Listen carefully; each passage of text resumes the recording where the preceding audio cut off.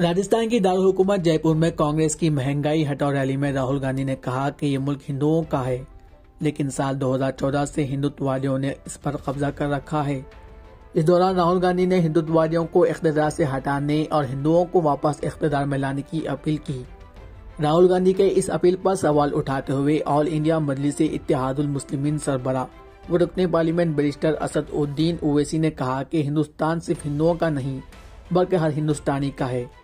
कांग्रेस के सेक्युलर पर तंज करते हुए इन्होंने सवाल किया कि हिंदुओं को इख्तियार में लाना सेक्युलर एजेंडा कैसे हो सकता है।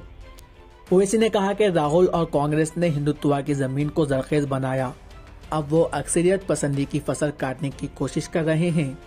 हिंदुओं को इख्तियार में लाना 2021 का सेक्युलर एजेंडा है। वाह क्या बात है, हिंदुस्तान तमाम हिंदुस्तानियों का है, सिर्फ हिंदुओं का नहीं।